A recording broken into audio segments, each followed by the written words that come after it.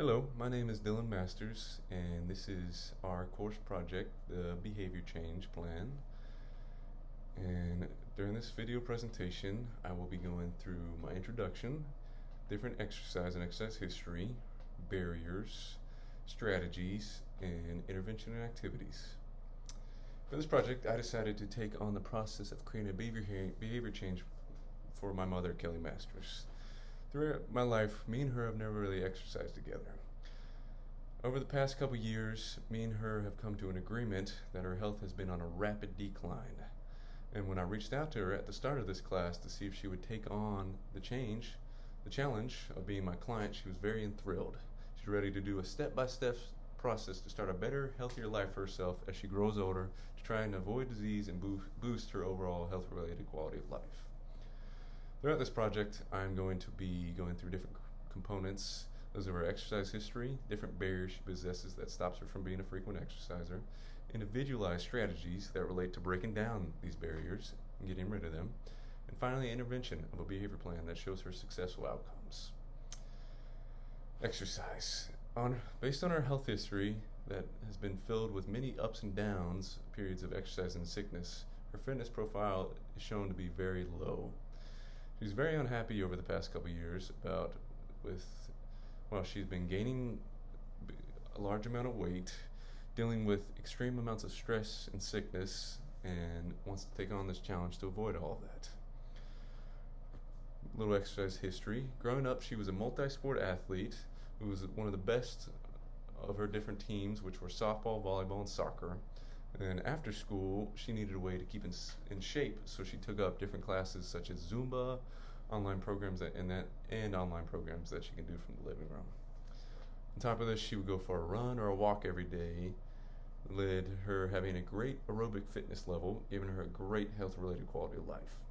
Over the past 15 years of her life, she has little to no exercise included in her daily routine, the occasional walk with a dog or Pilates in the living room. This has to do with many different barriers that will be included in the next component of this presentation. Her current exercise and activities as of today are very minimal. She goes to the gym about once every 2 weeks. She walks only one time a week and moves around the house cleaning and dancing and whatnot. And she claims this boosts her heart rate and makes her sweat. She doesn't typically enjoy moving around a lot, as she said it upsets her stomach and stresses her out. She's extreme sedentary behavior because of that, and spends most of her days laying down and occasionally getting up to make herself some food. This sedentary behavior is a result of her very unhealthy lifestyle, which consists of drinking frequently during the day, eating little to no food during the day, having a very unhealthy diet of high fats and late night snacking, taking prescribed medication for different underlying health concerns. And the biggest factor of unhealthy lifestyle is how much time she spends laying down in a room. She claims that this is her little cave and she feels safe from the world. Barriers. I realized that my client had a couple real barriers along with a lot of perceived barriers, as she is very against exercises.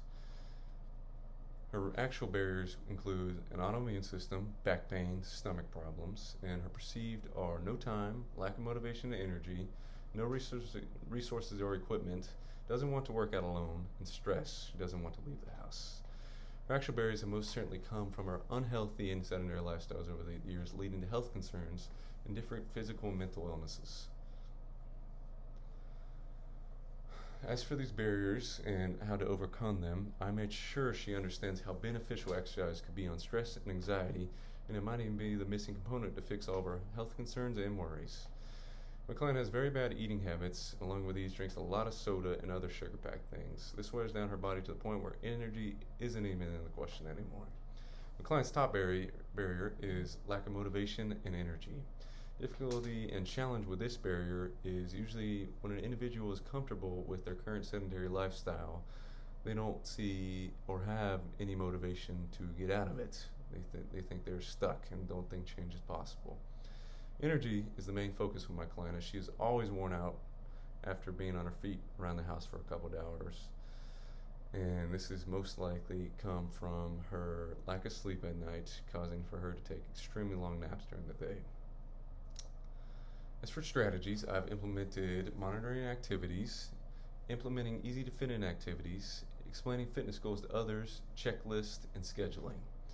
I think monitoring activities will be a great approach for my client to take on, as she has trouble with motivation and actually getting up and doing physical activity. She has seen the progress she has made. Then she will get the motivation to be able to complete that activity again. Explaining her fitness goals to her others would also be a great idea.